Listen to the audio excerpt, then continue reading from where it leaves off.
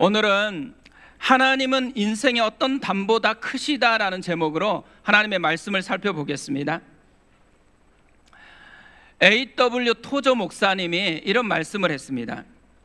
하나님을 생각할 때 무엇이 떠오르는지가 우리에게 가장 중요하다. 우리 머릿속에 자리 잡은 하나님의 이미지를 닮아가기 때문이다. 마음 깊은 곳에서 하나님을 어떻게 상상하는지가 그 사람을 결정하는 가장 큰 요인이다. 2주 전에 인용했던 말씀이거든요. 우리 마음속에는 누구나 이미 자리 잡고 있는 하나님의 이미지가 있다라는 것입니다.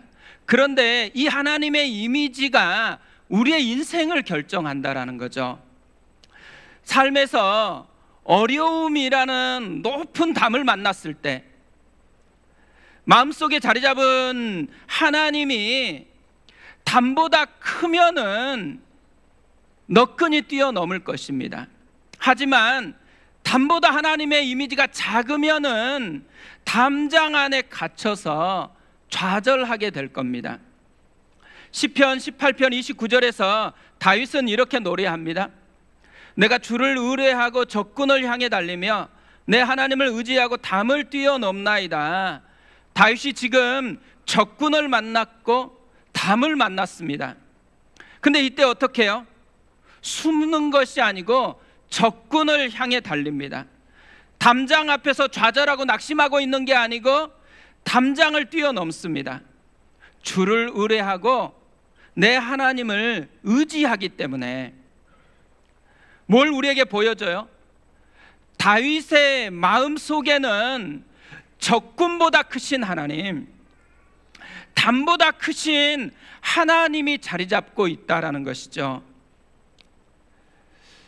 오늘 말씀에도 어려움을 만나자 마음속에 자리 잡고 있었던 하나님의 이미지가 드러나는 두 사람이 나옵니다. 여호람과 여호사밧입니다. 이스라엘 다스리던 아합 왕이 죽자 아들 여호람이 왕이 됩니다. 모압 왕이 이때까지 보냈던 공물을 더 이상 보내지 않는 거예요. 이렇게 배반한 모압을 제압하기 위해서 이스라엘 왕은 유다 왕 여호사밧하고 에돔 왕과 연합해서 출정을 했습니다. 근데 이때 심각한 문제가 생긴 거예요. 9절에서 이렇게 이야기를 합니다. 이스라엘 왕과 유다 왕과 에돔 왕이 가더니 길을 둘러간 지 7일에 군사와 따라가는 가축을 먹일 물이 없는지라. 광야에서 물이 떨어졌다라는 것은 치명적인 위기를 만난 것이죠. 그러자 이 여호람 왕의 마음속에 자리 잡고 있었던 하나님의 이미지가 드러나기 시작합니다. 10절에 이렇게 되어 있습니다. 이스라엘 왕이 이르되 슬프다. 여호와께서 이 세 왕을 불러 모아 모압의 손에 넘기려 하시는도다 하니 슬프답니다. 왜냐하면 그의 마음속에 자리 잡은 하나님의 이미지가 자기 편이 아니고 오히려 자기들을 모압의 손에 넘기려는 하나님의 이미지이기 때문에 그렇습니다. 마음속에 자리 잡은 하나님의 이미지가요, 완전히 왜곡되고 뒤틀린 이미지입니다. 그래서 문제는 있는데 문제 앞에서 전혀 도움이 되지를 않아요. 그래서 다만 슬프다고 탄식하고 있습니다. 반면에 여호사밧은 다릅니다. 11절에 이렇게 되어 있습니다. 여호사밧이 이르되 우리가 여호와께 물을 만한 여호와의 선지자가 여기 없느냐 하는지라. 이스라엘 왕의 신하들 중에 한 사람이 대답하여 이르되 전에 엘리야의 손에 물을 붓던 사밧의 아들 엘리사가 여기 있나이다 하니, 위기를 만나자 여호사밧 왕은 누구를 찾아요? 여호와께 물을 만한 여호와의 선지자를 찾습니다. 지금 전쟁 앞에 있는데 군대 장관을 찾는 것도 아니고 여호와의 선지자를 찾아요. 왜 이런 위기에서 여호와의 선지자를 찾았을까요? 여호사밧은 이 모든 문제가 하나님께 속했다라는 것을 믿고 있는 거죠. 하나님께서 넉넉하게 이 문제를 해결해 주실 수 있는 분이다라는 믿음으로 하나님 앞에 나아가는 것이죠. 여호사밧의 마음속에는 문제보다 훨씬 크신 하나님, 인생의 어떤 담보다 더 크신 하나님이 자리 잡고 있었다라는 것입니다. 지금 두 사람이 똑같은 문제를 만났습니다. 그런데 마음속에 자리 잡은 하나님이 문제보다도 더 작으니까 슬퍼할 뿐이고, 마음속에 자리 잡은 하나님이 문제보다 훨씬 크다고 생각하니까 적극적으로 하나님을 찾아요. 왜냐하면은 그 문제보다 크신 하나님께 나의 사정을 맡기려고 하는 것이죠. 저는 이 모습을 묵상하는데요, 예전에 보았던 책 제목이 하나 생각이 났습니다. 당신의 하나님은 너무 작다. 당신의 하나님은 너무 작다입니다. 사실 작은 책인데요, 이 책이 20세기 교회를 움직인 100권의 책에 들었습니다. 왜 20세기를 움직이는 100권의 책에 이 책이 들어가 있을까요? 수많은 사람들이요, 신앙생활을 하고 있는데도 불구하고 그들의 내면을 열어보니까 내면에 자리 잡고 있는 하나님이 너무 작다라는 거예요. 그러니까 너무 작아가지고 교회에서 열심히 생활하는 것 같은데 실제 문제 앞에서는 너무 초라하게 마치 여우람처럼 슬프다, 이걸로 끝마치는 그런 신앙의 모습들을 많이 하고 있다라는 거예요. 그래서 그런 신앙의 사람들이 다시 각성하도록 도와주는 책이었기 때문에 이 책이 그렇게 큰 영향력을 끼쳤다라는 거죠. 이 책을 소개하는 글에 보면 이런 질문들을 던집니다. 당신의 하나님은 너무 작지 않는가? 당신의 생각이 만든 작은 상자 속에 갇힌 분은 아닌가? 어린 시절 엄하고 차가웠던 아버지의 모습은 아닌가? 혹시 하나님이 완벽주의자여서 작은 실수 하나 용납하지 못하실 거라 생각하지는 않는가? 그러면서요, 이 책이 담고 있는 메시지의 핵심을 한 문장으로 이렇게 요약합니다. 작은 하나님을 버리고 기꺼이 헌신할 만한 크신 하나님을 발견하라. 우리 같이 한번 읽어볼까요? 작은 하나님을 버리고 기꺼이 헌신할 만한 크신 하나님을 발견하라. 사실 오늘 말씀은 매일 성경 큐티 본문이었어요. 그리고 2학기가 시작하는 다락방의 첫 번째 공과였습니다. 저는 그러다 보니까 이 말씀을 굉장히 많이 묵상하게 되는 거예요. 큐티를 하면서도 묵상했고, 토요 순장반을 준비하기 위해서도 묵상했고, 수요 순장반을 준비하면서도 이 말씀을 다시 묵상을 했습니다. 이 말씀을 계속 묵상하다가 보니까요, 이 말씀이 지금 우리 교회에 주신 하나님의 말씀이다라는 확신이 드는 것입니다. 우리는 지금 여호와 이레의 하나님을 경험하는 것을 꿈꾸고 있습니다. 여호와 이레를 나의 여호와 이레의 하나님으로 누리려고 하면은 먼저 우리 안에 자리 잡고 있는 하나님의 이미지가 바뀌어야 한다라는 거죠. 내 마음속에 자리 잡은 하나님이 내 생각이 만든 작은 상자 안에 갇힌 분이라면 우리는 결코 여호와 이레 하나님을 만나지 못할 것입니다. 내가 만든 가짜 하나님을 버리고 성경이 말씀하시는 진짜 하나님을 만나야 된다라는 거죠. 작은 하나님을 버리고 기꺼이 헌신할 만한 크신 하나님을 발견하고 그 하나님을 붙들고 나아가야 되는 것이죠.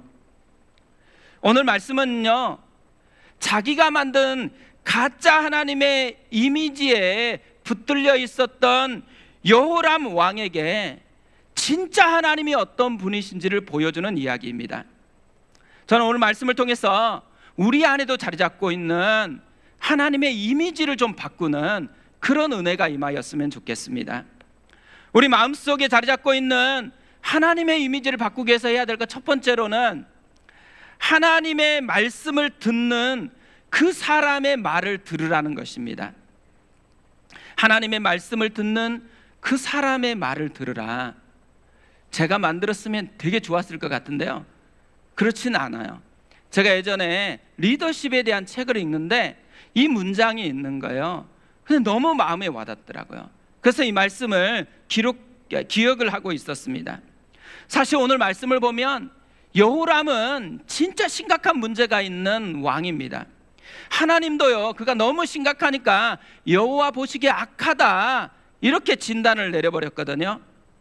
하나님에 대해서도 너무 왜곡된 이미지를 가지고 있습니다. 하나님과 친해질 수가 없었던 그런 사람이죠. 그런데도 불구하고요, 이 여호람 왕이 진짜 잘한 일을 한 가지 소개를 합니다. 12절에 이렇게 되어 있습니다. 여호사밧이 이르되 여호와의 말씀이 그에게 있도다 하는지라 이에 이스라엘 왕과 여호사밧과 에돔 왕이 그에게로 내려가니라. 여호사밧 왕의 말을 들은 것입니다. 이것이 그의 인생을 바꾸는 열쇠가 되어졌다라는 거죠. 사실 하나님은 그에게 말도 걸고 싶지 않았어요. 하나님은 그와 마음도 이렇게 함께 공유하고 싶지 않았거든요. 그런데 그의 곁에 누가 있어요? 여호사밧 왕이 있는 거예요. 여호사밧 왕이 어떤 사람이에요? 오늘 말씀을 보면 여호사밧 왕은 한 줄로 이렇게 요약할 수 있어요. 하나님의 말씀을 들으려고 하는 사람입니다. 하나님의 말씀을 듣는 그 사람의 말을 들었다라는 거죠. 그리고 이 여호사밧의 말을 듣는 것에서 기적이 시작되고 전쟁을 이기게 하시는 크신 하나님을 만나는 출발이 되게 했다라는 거예요. 저는 이것이 우리 삶에 많이 경험하는 이야기라고 생각을 합니다.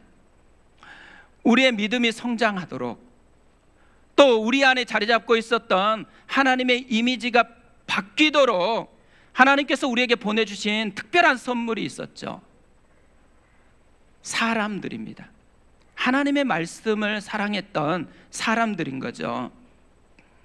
저의 삶을 돌아보아도 이 말씀이 그대로 응답되었다고 생각해요. 저의 믿음이 성장하도록 돕기 위해서 하나님께서 저에게 끊임없이 보내주었던 선물들이 있었죠. 사람들이었습니다.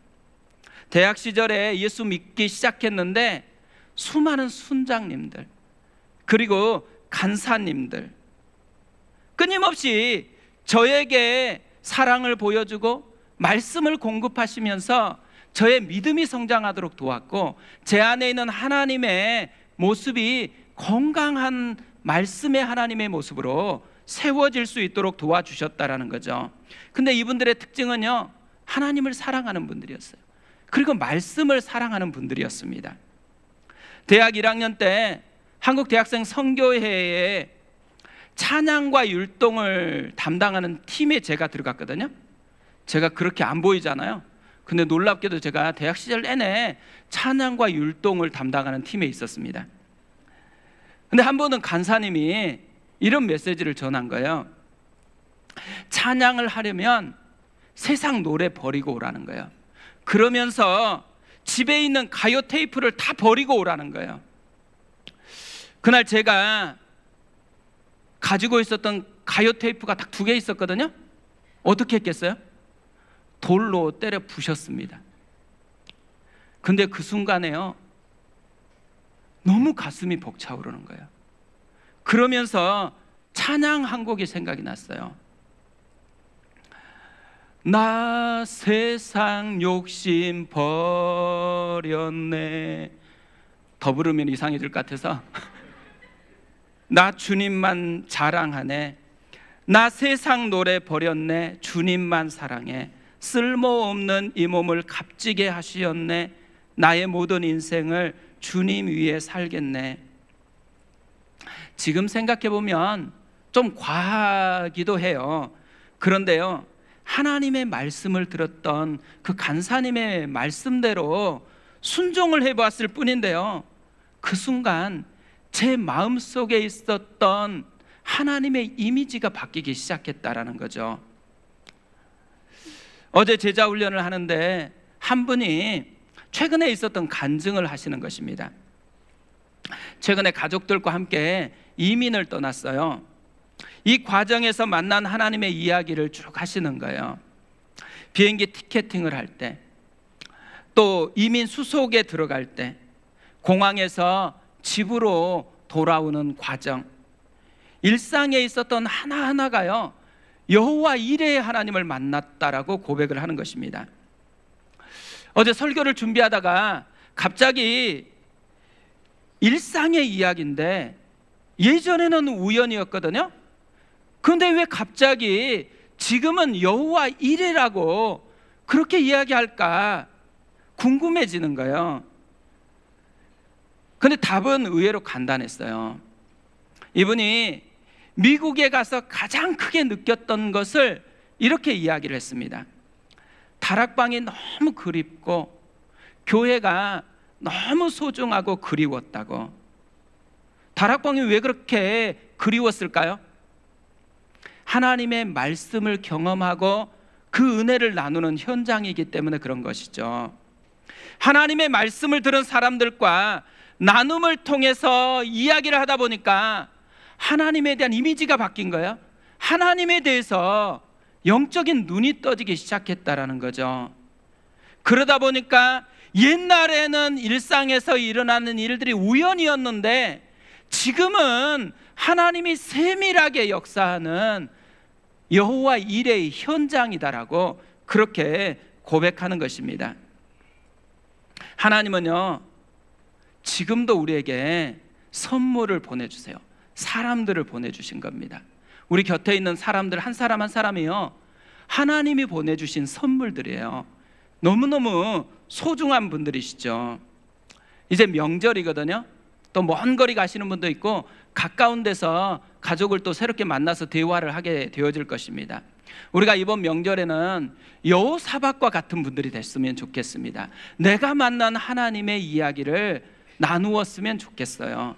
그리고 명절 또 지나다 보면 스트레스도 많이 받습니다. 이게 짜증나고 이렇게 스트레스를 많이 받았어요. 누구와 이야기를 해야 될까요? 하나님의 말씀을 가까이 하고 있다고 생각하는 사람에게 전화해갖고 만나서 좀 얘기 좀 하자고 해야 되는 거예요. 괜히 짜증이 더 많이 있는 사람하고 얘기해봤자 짜증만 증폭될 겁니다. 그런데 하나님의 이야기가 담겨 있는 사람은요, 내 짜증을 다 품어줄 뿐만 아니라 내 심령을 다시 하나님의 풍성함으로 바꿔준다라는 거죠. 저는 우리 교회가 이제까지 이렇게 쭉 돌아보니까요, 참 한 사람 한 사람의 심령 속에 하나님의 이미지를 바꾸는 일을 해왔다라는 생각이 들었습니다. 그러면서도요, 또 꿈꾸는 거예요. 우리 교회가 시간이 더 쌓여지고 쌓여지면은 함께하는 이 시간들이 우리 안에 있는 하나님의 이미지를 더 풍성하게 만드는 그런 말씀 공동체 되었으면 좋겠습니다. 두 번째로요, 마음속에 자리 잡고 있는 하나님의 이미지를 바꾸기 위해서 순종을 근육화하라는 것입니다. 엘리사를 통해서 하나님이 말씀하신 것은 복잡한 게 아닙니다. 16절 17절에 이렇게 되어 있습니다. 그가 이르되 여호와의 말씀이 골짜기에 개천을 많이 파라 하셨나이다. 여호와께서 이르시기를 너희가 바람도 보지 못하고 비도 보지 못하되 이 골짜기에 물이 가득하여 너희와 너희 가축과 짐승이 마시리라 하셨나이다. 하나님의 말씀 어려운 게 아니죠. 그들이 머물고 있었던 물이 바짝 말라버린 골짜기를 파라는 것입니다. 그러면 하나님께서 기적을 행하시겠다라는 거죠. 근데 이상해요. 하나님은 골짜기에 개천을 굳이 파지 않아도 물을 충분히 보낼 수 있는 능력의 하나님이시거든요. 그런데 왜 굳이 골짜기에 개천을 직접 파라고 했을까요? 말씀을 아는 것으로 끝마치지 않고 말씀대로 순종해 보라는 거예요. 그때에 진짜 하나님의 역사를 생생하게 맛보게 될 거라는 거죠. 저는 고등학교 시절에 처음으로 탁구를 배웠거든요. 친구들과 탁구장에 갔더니만 탁구 라켓 잡는 법, 그리고 서브 넣는 거, 또 공이 올 때 어떻게 받아야 되는지 이것을 설명해 주더라고요. 또 그냥 설명만 하는 게 아니고 시범을 보이면서 설명을 해 주었습니다. 설명을 듣고 나니까 저도 그냥 할 수 있을 것 같더라고요. 그래서 서브부터 시작하는데 서브가 제가 원하는 대로 안 나가는 거예요. 그리고 이제 또 공을 봤는데 멋지게 제가 원하는 곳으로 이렇게 보내고 싶은데 엉뚱한 대로 가버리는 것입니다. 그러니까 재미가 없어요. 제 얼굴 표정이 재미가 없는 것으로 그만둘 것 같으니까 이 친구가 다시 와서 또 설명을 하기 시작해요. 그런데 놀라운 설명이 있었어요. 탁구는 생각으로 치는 게 아니고 근육으로 쳐야 된다고 이야기를 하는 거예요. 그래서 근육이 기억을 해야지 손이 자연스럽게 나아가서 탁구가 재밌어진다라고 이야기를 하는 것입니다. 그래서 제가 오늘 말씀을 보니까요, 하나님과 우리 관계도 마찬가지라는 거예요. 하나님을 진짜 풍성하게 누리고 싶으면 우리에게 반드시 필요한 게 순종의 근육화가 필요하다라는 거죠. 그래서 하나님께서 순종을 요구하고 있다라는 것입니다. 지난주 목요일에 비가 엄청 많이 내렸습니다. 저는 요즘에 보통 목요일에는 신방이 잡히지 않으면 청계산 기도원에 가서 기도를 하려고 애를 쓰고 있습니다. 근데 그날 또 이제 출발은 했는데 너무 비가 쏟아지니까 운전하기도 조금 어렵더라고요. 그러면서 내면 속에 갈등이 생기는 거예요. 이렇게까지 비가 많이 오는데 꼭 가야 될까? 이렇게까지 기도해야 될까? 이런 생각이 마음속에서 일어나는데 순간 수술을 앞두고 있는 애가 생각이 나는 거예요. 항암을 하고 있고 또 항암을 했는데 좀 잘 안 돼가지고 기도를 부탁한 분이 생각이 나는 거예요. 그래서 사실 할 수 없이 마음을 좀 이렇게 여미고 청계산 기도원에 올라갔습니다. 우산을 쓰고 비를 맞으면서 기도하는데 찬양 한 곡이 떠올랐어요. 고난 내 영혼 편히 쉴 곳과 풍랑이 일어도 안전한 포구, 폭풍까지도 다스리시는 주의 영원한 팔 의지해 주의 영원하신 팔 함께하사 항상 나를 붙드시니 어느 곳에 가든지 요동하지 않으면 주의 팔을 의지함이라. 저는 4절 말씀이 좀 마음에 사모됐습니다. 능치 못한 것 주께 없으니 나의 일생을 주께 맡기면 나의 모든 짐 대신 지시는 주의 영원한 팔 의지해 주의 영원하신 팔 함께하사 항상 나를 붙드시니 어느 곳에 가든지 요동하지 않으면 주의 팔을 의지함이라. 근데 처음에는요 그냥 불렀거든요. 왜냐하면 그렇게까지 마음에 깊이 와닿지가 않더라고요. 그래서 찬양을 마치고 억수로 쏟아지는 그 빗 속에서 한창을 기도를 했습니다. 근데 전화가 오는 거예요. 찬양을 인도하는 형제님이 전화를 했어요. 교통사고를 당했다라는 거예요. 그래서 2주간 입원해서 치료를 받아야 된다고, 그래서 찬양을 인도할 수 없다라고 그렇게 연락이 온 것입니다. 제가 이 전화를 끊고 나서요 비 오는데 기도하러 정말 잘 왔다고 생각했어요. 어느 때에 우리가 예상치 못한 일이 발생하는데 그 예상치 못한 일 속에서 기도의 현장에 있는 것이 얼마나 위로가 됐는지 몰라요. 그리고 하나님께서 나를 이렇게 인도해 주셨구나 이 생각이 드니까 참 위로가 많이 됐습니다. 그래서 바지가 다 젖도록 한 5시간 정도 기도하고 난 후에 다시 마지막으로 이 찬양을 다시 부른 거예요.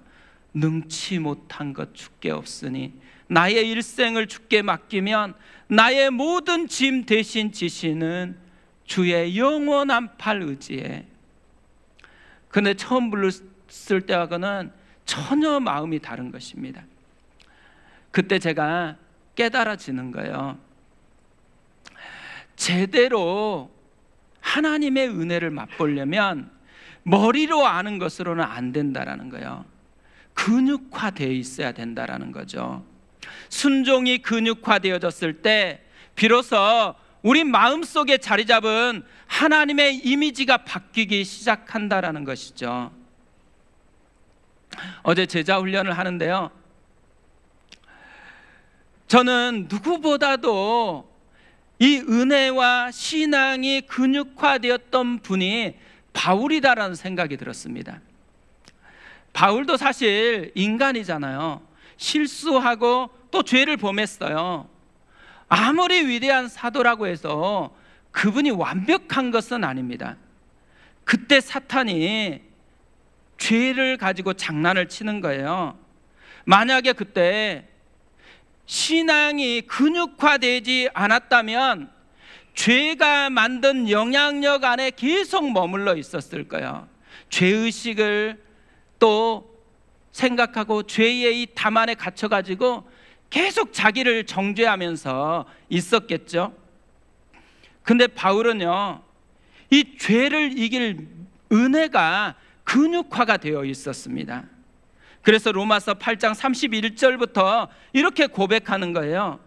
그런즉 이 일에 대하여 우리가 무슨 말하리요? 만일 하나님이 우리를 위하시면 누가 우리를 대적하리요? 자기 아들을 아끼지 아니하시고 우리 모든 사람을 위하여 내주시니가 어찌 그 아들과 함께 모든 것을 우리에게 주시지 아니하겠느냐? 누가 능히 하나님께서 택하신 자들을 고발하리요? 의롭다 하신 이는 하나님이시니 누가 정죄하리요? 죽으실 뿐 아니라 다시 살아나신 이는 그리스도 예수시니 그는 하나님 우편에 계신 자요 우리를 위하여 간구하시는 자시니라. 바울이 뭘 선포하고 있어요? 하나님만 선포해요.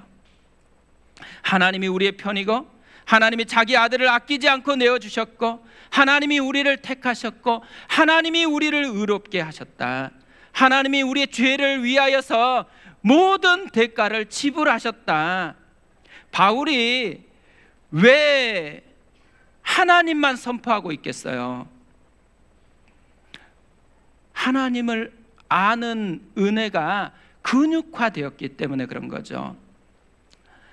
그러므로 인해서 바울의 내면에는 크신 하나님, 긍휼에 풍성하신 하나님이 자리 잡고 있었다라는 것입니다.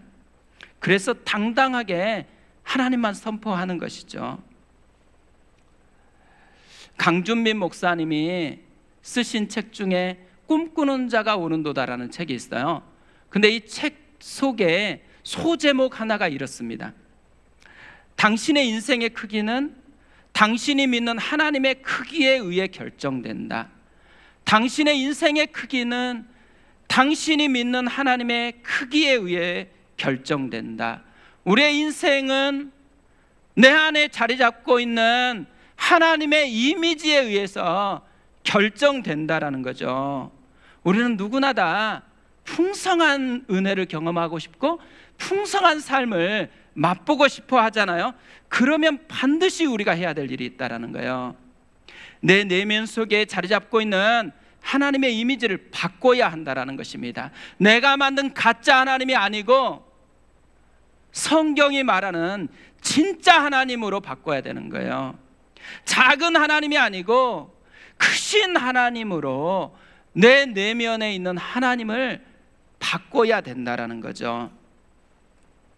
저는 예배는요, 우리 내면에 자리 잡고 있는 하나님의 이미지를 바꾸는 시간이라고 생각합니다. 고린도후서 10장 4절 5절에서 이렇게 말씀합니다. 우리의 싸우는 무기는 육신에 속한 것이 아니요 오직 어떤 견고한 진도 무너뜨리는 하나님의 능력이라. 모든 이론을 무너뜨리고 하나님 아는 것을 대적하여 높아진 것을 다 무너뜨리고 모든 생각을 사로잡아 그리스도에게 복종하게 하니, 저는 예배를 위해서 기도할 때요, 여러 가지 기도 제목 중에 이 말씀이 굉장히 중요한 기도 제목입니다. 오신 한 분 한 분이 각자 이미 자리 잡고 있는 하나님의 이미지를 가지고 왔잖아요. 그런데 이것이 우리 안에 견고한 진과 같아서 무슨 일이 생기면 그 하나님이 작동을 해버려요. 그러니까 여호와 이레의 하나님을 경험하는 게 아니고 내 실패, 내 연약함을 경험한 채로 살아간다라는 거죠. 그렇기 때문에 예배에서 반드시 이루어져야 되는 것, 내 내면 세계에 자리 잡고 있는 하나님의 이미지가 바뀌어야 된다라는 거예요. 그런데 하나님께서 그걸 위해서 예배를 주셨다라는 거예요. 내 안에 있는 어떠한 견고한 진일지라도 하나님의 성령께서 바꾸시는 시간, 그 시간이 예배 시간이라는 것입니다. 우리 하나님 앞에 예배를 더 사모했으면 좋겠습니다. 그리고 하나님을 경외함으로 정말 내 인생을 바꾸시는 부요하신 하나님을 품고 나아가고, 특별히 이번 명절이 크신 하나님, 부요하신 하나님을 붙들고 나아가는 명절 되었으면 좋겠습니다. 우리 그 마음을 가지고 찬양하겠습니다. 오늘 찬양은 고난 내 영혼 편히 쉴 곳과 이 찬양입니다. 이 가사를 깊이 묵상하고 이 가사가 우리의 신앙 됐으면 좋겠습니다.